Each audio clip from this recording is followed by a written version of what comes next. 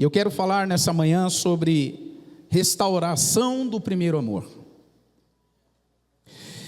Recentemente, nós fomos abençoados por uma ministração, onde vimos em Apocalipse 2, a resposta de Jesus a uma igreja que tinha deixado o seu primeiro amor, a igreja de Éfeso. E aqui nós vamos olhar a igreja de Corinto, uma igreja bombardeada por uma cultura secular, uma igreja que estava sendo assediada a viver o cristianismo cultural, e eu explico o que é isso.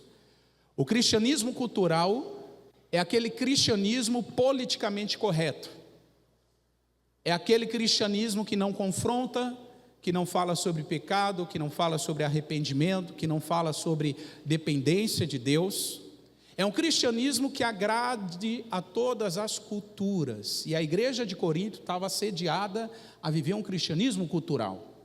Só que a Bíblia vai mostrar que Paulo anuncia a esta igreja a importância de vivermos o cristianismo bíblico. Diga isso comigo, cristianismo bíblico. O que é um cristianismo bíblico? Um cristianismo autêntico, um cristianismo verdadeiro, um cristianismo de autenticidade, um cristianismo de poder e autoridade, mas também um cristianismo que reconhece pontos fortes e pontos fracos de cada filho de Deus. E Paulo, na primeira carta aos Coríntios, se preocupa em fazer isso com a igreja, trazer esse entendimento, trazer esta mentalidade. E no capítulo 13, ele vai falar sobre o caminho mais excelente. E o caminho mais excelente, segundo Paulo, é o amor. Por isso eu quero convidar você a ler comigo o versículo 8, por enquanto, do capítulo 13 de 1 Coríntios. Versículo 8 diz a palavra: o amor nunca falha. Mas havendo profecias, cessarão, ou serão aniquiladas. Obrigado, Ju. Havendo línguas, cessarão. Havendo ciência, a ciência fará o quê, gente? Desaparecerá. Versículo 9, eu gostaria que você lesse 1, 2, 3.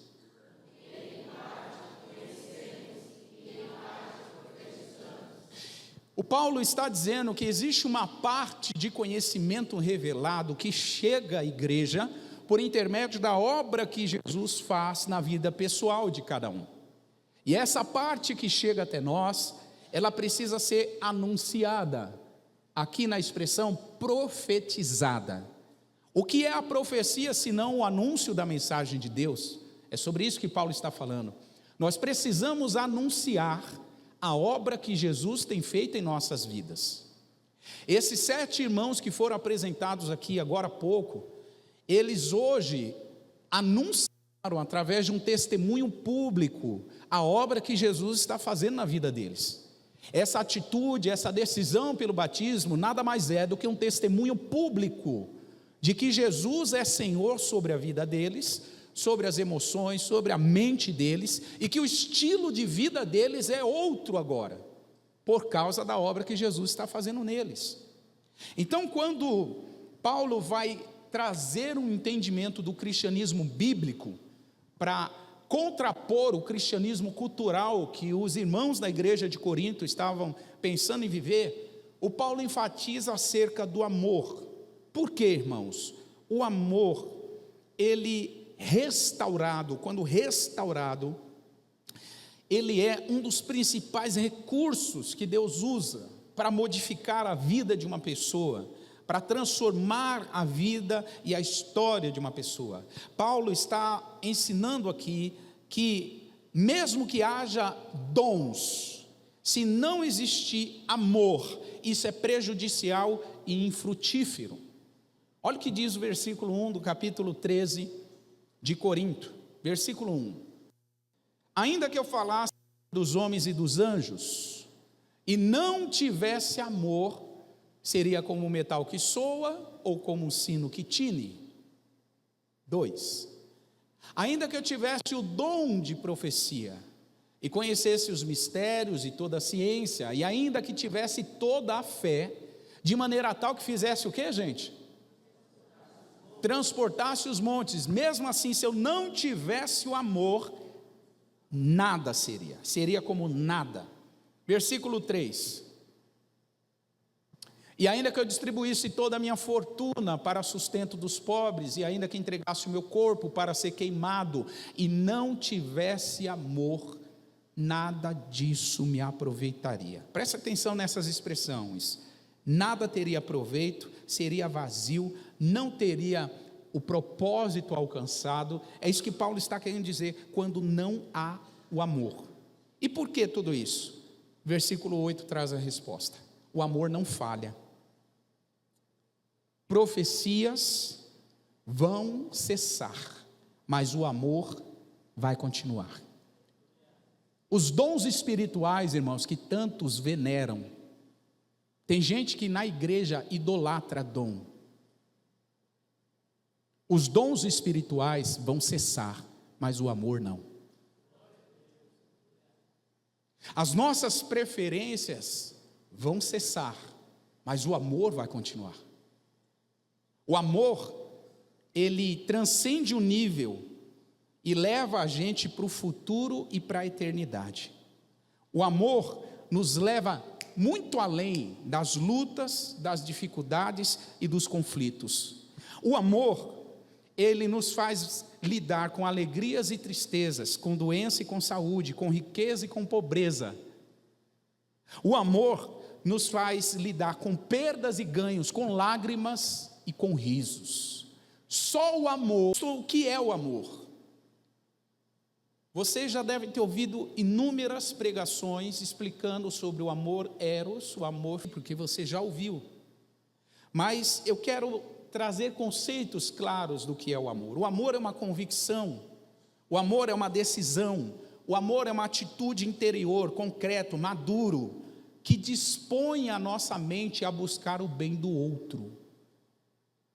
O amor que não busca o bem do outro não é amor. É uma decisão madura de quem entende o que Cristo fez por ela, e essa pessoa deseja a todo custo reproduzir essa decisão.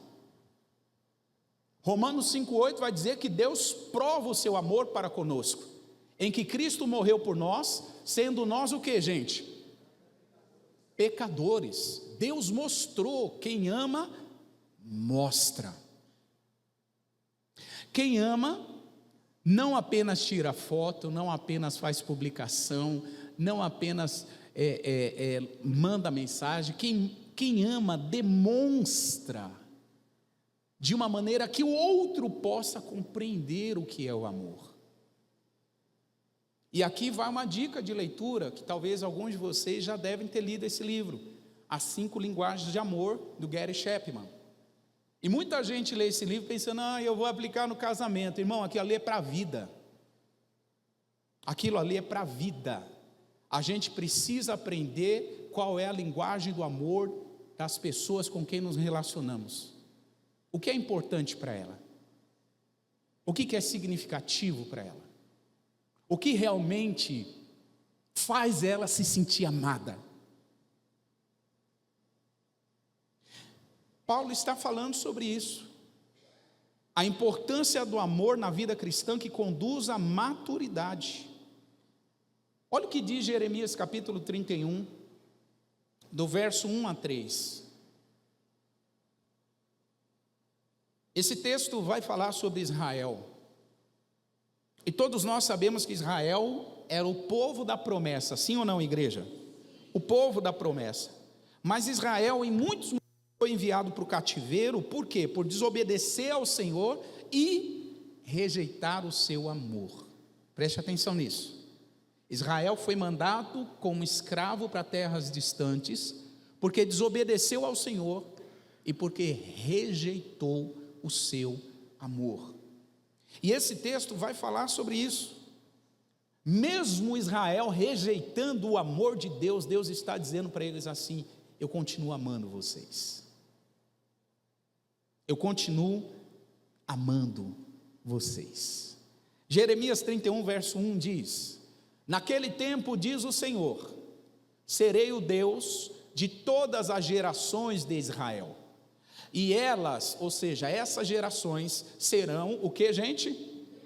Meu povo. Assim diz o Senhor: o povo que escapou da espada encontrou graça no deserto. É Israel mesmo, quando eu o fizer descansar. Há muito que o Senhor me apareceu dizendo: com amor eterno te amei, e com amável benignidade te atraí. O Senhor está dizendo, através de Jeremias, que Israel era amado de forma eterna, para sempre, que nada que Israel fizesse mudaria o amor de Deus por eles. Irmão, isso aqui é muito significativo, porque nós temos uma tendência muito grande de mudar o nosso amor pelas pessoas em relação ao que elas fazem conosco. Nós temos uma tendência muito forte de ter uma variação do nosso amor, de acordo com o que as pessoas fazem conosco. Sim ou não, gente?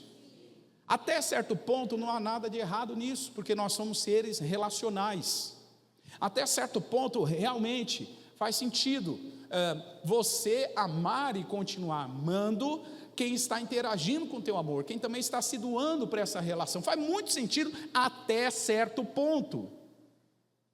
De um ponto para frente, isso se transforma em puro egoísmo. De um ponto para frente, isso não tem nada a ver com o Evangelho de Cristo. Porque se nós amamos ou somos amados só enquanto oferecemos, a pergunta que não quer se calar é: o que nós oferecemos para Jesus, para Ele ir para a cruz do Calvário por cada um de nós que estamos aqui? O que você ofereceu para Ele? Mas mesmo assim Ele foi, sim ou não? Sabe por que Ele foi? Porque Ele te amou.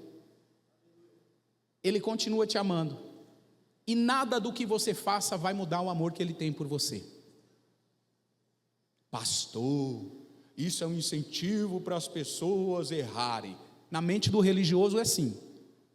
Na mente de quem conhece Jesus e as Escrituras, isso é motivo para aumentar o nosso temor e nos afastar do pecado e do erro. O amor que o Senhor sente por nós não muda.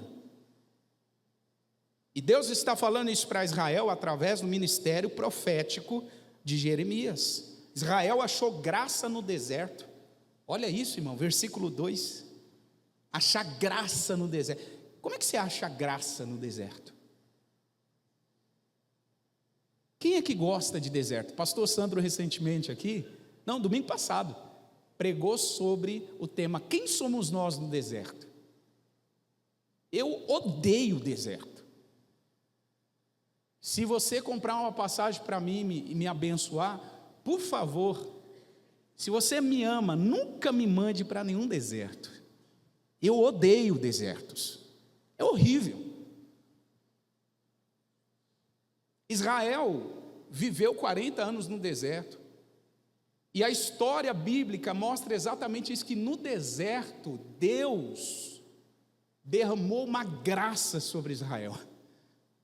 Eles tinham a nuvem, eles tinham coluna de fogo, eles tinham a água que brotava da rocha, eles tinham roupas que não envelheciam, eles tinham maná que chovia do céu, eles tinham tanta provisão. Por quê? Porque Deus achou graça em Israel no deserto.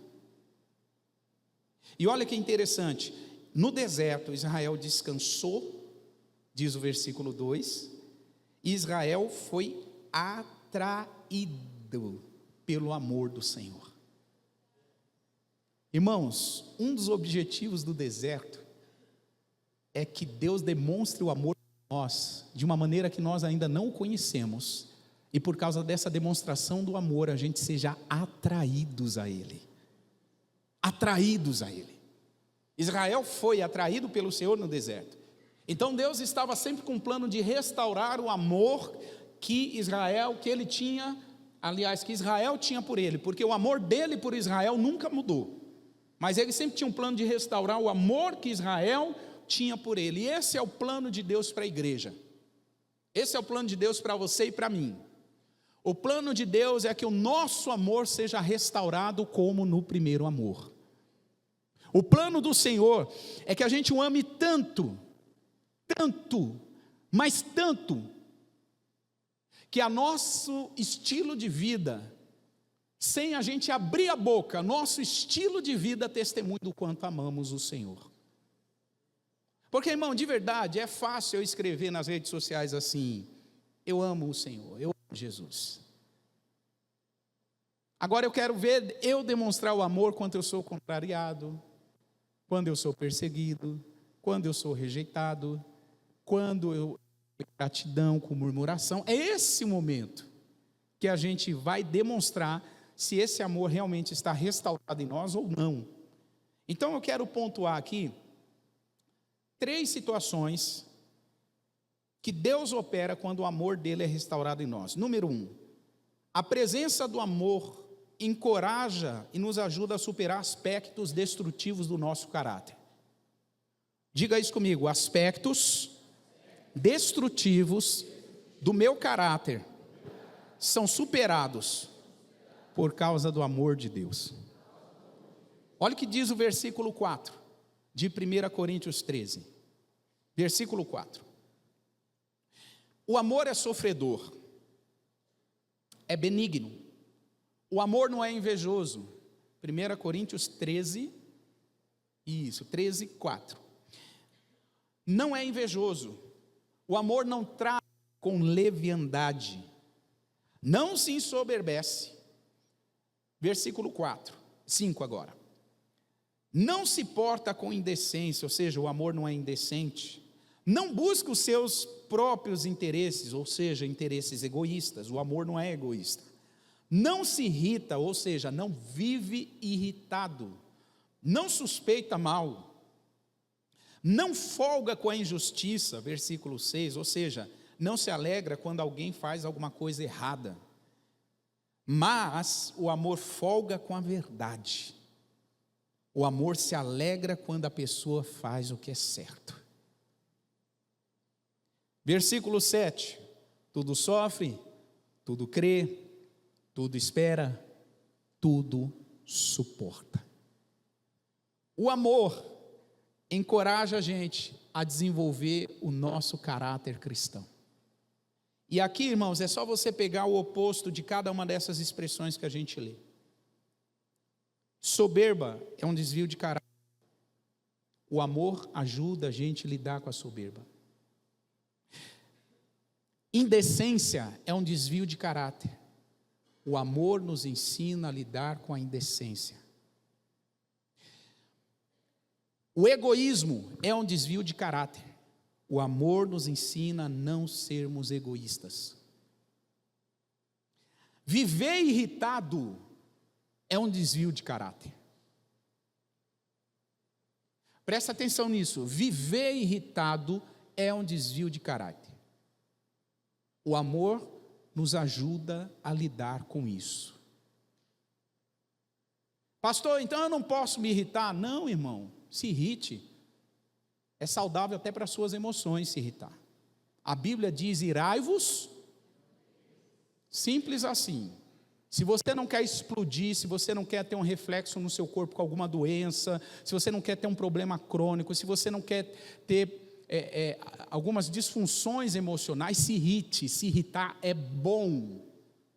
E é um mecanismo de escape para as suas emoções ficar mais saudáveis. Se irrite. Mas, irmão, uma coisa é se irritar, outra coisa é você viver a vida irritado. Tem gente que vive irritado. Tem gente que acorda irritado, dorme irritado, dirige irritado, come irritado, conversa irritado. Vive anos irritado. Isso não é certo, isso é um desvio de caráter. O amor de Jesus precisa ganhar espaço nesse desvio de caráter. Isso é um desvio de caráter. Seguindo, outro desvio de caráter é a gente se alegrar com as coisas erradas. Ou seja, folgar com a injustiça, diz o versículo 6. Outro desvio de caráter é se alegrar quando a pessoa faz coisas erradas ou dizer mentiras. Então a gente tem que se alegrar com a verdade. Então perceba, Paulo coloca aqui vários desvios de caráter que são superados quando o amor está presente. O amor nos ajuda a superar nossos desvios de caráter.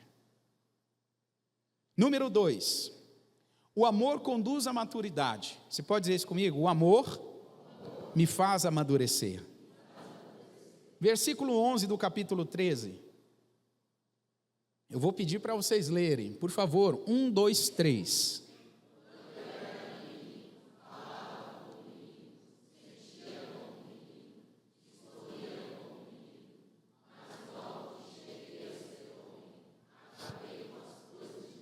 Quantos aqui concordam que Paulo foi um dos cristãos mais maduros que existiu na história da humanidade? Levante sua mão. Eu também concordo. Paulo foi um dos cristãos mais maduros da história do cristianismo até aqui e da história do cristianismo futuro até que Jesus volte. Um dos homens mais maduros na fé era Paulo. Ele era tão maduro, irmãos, presta atenção nisso, que ele tinha disposição para falar sobre a sua imaturidade. E eu acho isso sensacional, eu acho isso lindo. Paulo fala da sua imaturidade, e o texto aqui está dizendo isso para nós. Ele está dizendo, olha gente, eu era menino, eu falava como menino, eu sentia como menino, eu discorria como menino. Ou seja, eu tinha muitas atitudes de imaturidade. Se ele pudesse resumir para nós, ele diria assim: eu era um cristão muito imaturo, muito inconstante, muito carnal. Eu tinha muitos desvios de caráter. É isso que Paulo está dizendo aqui. Mas ele faz um adendo. Logo que eu cheguei a ser homem, ele não está falando da sua fase de vida biológica. Ele não está falando do menino biológico que virou adolescente, que virou jovem, que virou homem. Não, ele está falando sobre a sua trajetória de vida cristã. Ele está falando, logo que eu amadureci na fé, logo que eu amadureci, eu acabei com as coisas de menino. Interessante, irmãos, Paulo fala que amadureceu no capítulo que ele aborda sobre o amor. Isso quer dizer alguma coisa para nós. Paulo poderia falar sobre a maturidade dele em qualquer outro capítulo, em qualquer outro contexto, em qualquer outra história, mas ele fala sobre maturidade justamente quando ele está ensinando sobre o amor. O que isso quer dizer para nós? O que isso quer comunicar ao nosso coração? O amor nos leva à maturidade. O amor nos leva a amadurecer.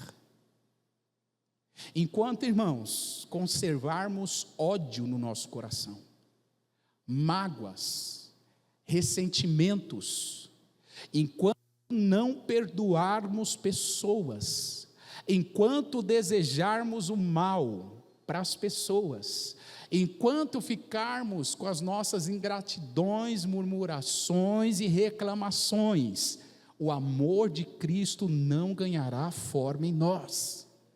E enquanto ele não ganha forma em nós, a gente não amadurece. Eu costumo usar uma expressão sobre maturidade, e eu estava conversando com a Nádia essa semana sobre isso. A gente encontra pessoas, irmão, de 60, 70 anos, com uma imaturidade absurda. Eu encontro pessoas de 60, 70 anos, eu às vezes fico assim, eu falo, meu Deus do céu, olha a imaturidade. Em contrapartida, eu encontro meninos de 15, 17, 18, 20 anos, com nível de maturidade, que talvez pode pegar no microfone desse aqui e dar um curso de maturidade para todos nós aqui. Tudo bem que alguns de nós não vai receber por causa da idade que o menino tem. Mas em matéria de vida cristã, em matéria de entendimento e de resposta de fé, eles têm maturidade. Maturidade não é medida com a idade da pessoa, irmão. Não é medida com a idade. A idade é um dos fatores que mede maturidade, mas não é o único. A gente precisa sondar qual é o nível de espaço que essa pessoa está dando para o amor de Deus ganhar forma nela. Qual é o nível de espaço que nós estamos dando para o amor ganhar forma em cada um de nós? Você pode dizer isso comigo mais uma vez? O amor conduz à maturidade. Em terceiro e último lugar, o amor supera o medo e a rejeição.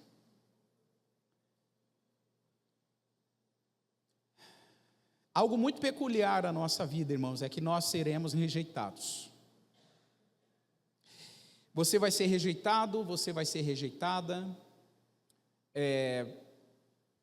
As pessoas não vão te aceitar, você vai ser excluído ou excluída.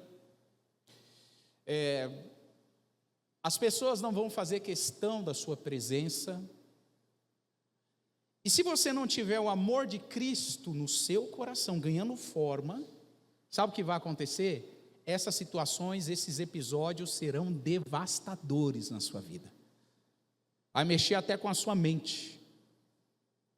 Vai mexer com os seus relacionamentos, vai mexer com a sua saúde.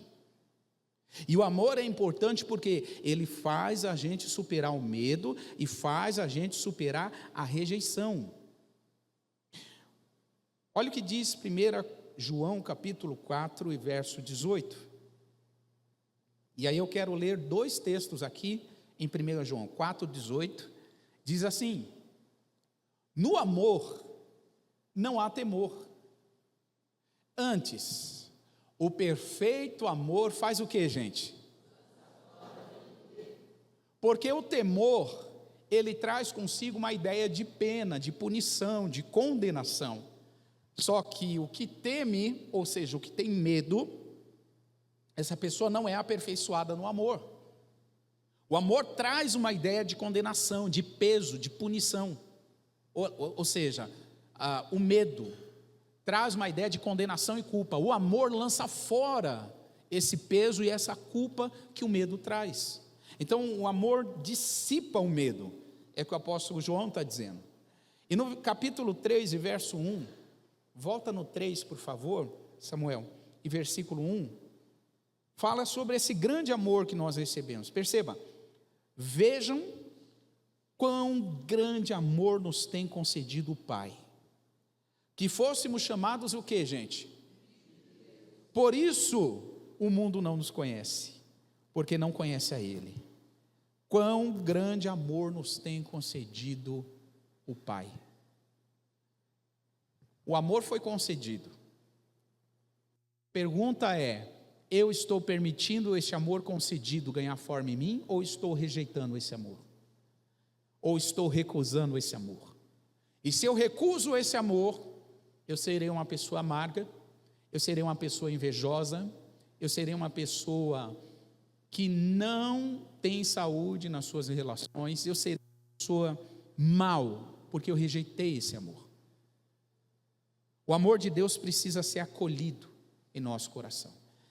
E como parte da restauração desse amor, nós vamos vencer o medo, nós vamos vencer a rejeição, nós vamos amadurecer e veremos essa grandiosa obra de Cristo ganhar forma em nossas vidas. O último texto que eu quero ler com vocês aqui está em Coríntios, capítulo 5.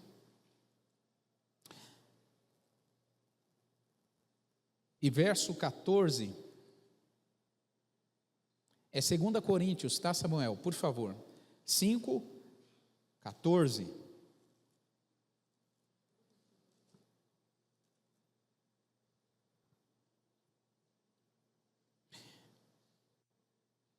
Vamos ler o 13 também, por favor. Diz aqui: porque se enlouquecemos, é para Deus, e se conservamos o juízo, é para vocês. Porque o amor de Cristo nos constrange. Porque nós julgamos assim: se um morreu por todos, logo todos morreram. O amor de Cristo constrange. Preste atenção nisso. O amor de Cristo nos constrange a sermos diferentes. Por que somos diferentes? Não é porque a gente quer ser melhor, porque somos constrangidos por esse amor. Sabe por que você perdoa? Não é porque você é mais bonzinha do que a pessoa que te ofendeu, é porque o amor de Cristo está te constrangendo a perdoar. Sabe por que você ama? Não é porque você é bonzinho em amar, é porque o amor de Cristo te constrangeu a amar. Sabe por que você está disposto a alguns sacrifícios? Não é porque nós somos bons, é porque o amor de Cristo nos constrange a isso. Então, num cenário de restauração de amor, no amor que não falha, um amor que não erra, um amor que tudo suporta, nós seremos constrangidos pela presença de Jesus e pela presença do seu amor. A minha oração aqui nessa manhã é que a gente seja de tal modo constrangido que a gente não consiga viver o mesmo estilo de vida que a gente está vivendo. Que a gente seja constrangido de tal jeito, irmão, que comecem a acontecer mudanças radicais na nossa vida, no nosso estilo diário de viver, na nossa forma de lidar e se relacionar com as pessoas, na nossa forma de tolerar a imaturidade, os erros das pessoas. Que o amor de Cristo nos constranja de tal jeito que a gente não seja mais os mesmos. Eu quero te convidar a se colocar de pé.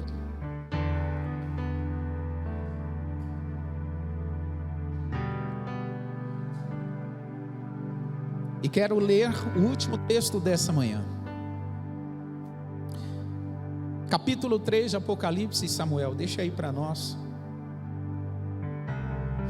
E verso 19. 3:19 de Apocalipse. Versículo 20, por favor. Pode colocar o próximo. Pronto, está aí. Jesus está à porta, batendo, e Ele quer saber se algum de nós, ou se todos nós, vamos abrir a porta ao ouvir Ele batendo, e se nós vamos permitir que esse amor ganhe forma em nós. Ele está batendo, só que Ele não invade. Ele está batendo e Ele quer que a gente ouça o seu batido. Ele está batendo e Ele quer entrar em nossa casa. E a palavra diz que quando Ele entra, há uma comunhão perfeita, a celebração, a pessoa ceando com Cristo e Cristo ceando com as pessoas. Então, a minha pergunta é: que voz você está ouvindo? E qual voz que você decide ouvir nessa manhã? A voz que bate e pede para que você abra a porta, para que o amor dele te constranja? Ou a voz que está te dizendo para você: não, você já foi muito ferido, você já confiou demais nas pessoas, feche a porta, se mantenha firme e resistente, não deixe ninguém entrar no seu particular? Que voz que você vai ouvir nessa manhã? A doce voz de Jesus está aí. A doce voz de Jesus está aí, batendo. Jesus, obrigado pela sua presença. Jesus, obrigado por não desistir de nós. Quantas vezes a gente ouve a tua voz e fecha a porta, por causa das dores, das frustrações, por causa das decepções. Muitas vezes fechamos a porta e não queremos mais abrir para ninguém. Mas o Senhor não desiste de bater. E nós queremos te agradecer, porque nessa manhã, uma vez mais, o Senhor está batendo a porta do nosso coração.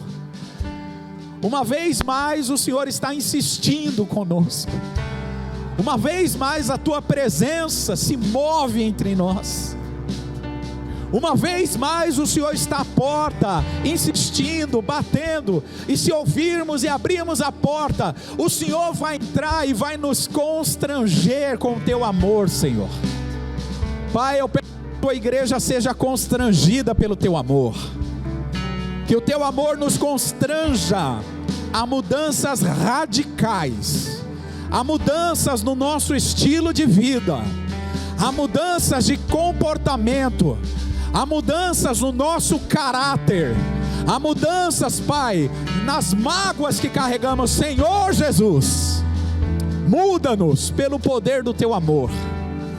Pelo poder do teu amor, muda cada um de nós, muda a nossa história, muda a nossa vida. Ei, Jesus, nós queremos ser semelhantes a ti. Ei, Jesus, o poder da ressurreição está ativo e mudando a nossa história. Por isso, muda-nos nesse dia. Muda-nos um pouco mais, transforma-nos um pouco mais, restaura o primeiro amor um pouco mais. Faz de novo, Senhor.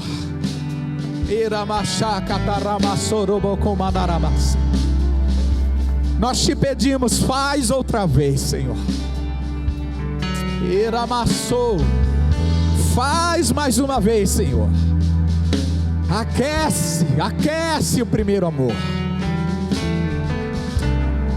Que o nosso coração queime de novo, Senhor, de compaixão, de sensibilidade, de mudança e transformação de vida. Igreja, levante as suas mãos e você pode agradecer a Jesus. Agradeça a Jesus porque Ele te constrange. Agradeça a Jesus porque o amor dele é real. O amor dele é real. O amor dele é presente. O amor dele se move. Agradeça a Jesus. Obrigado, Senhor. Obrigado, Jesus. Obrigado. Obrigado, Senhor.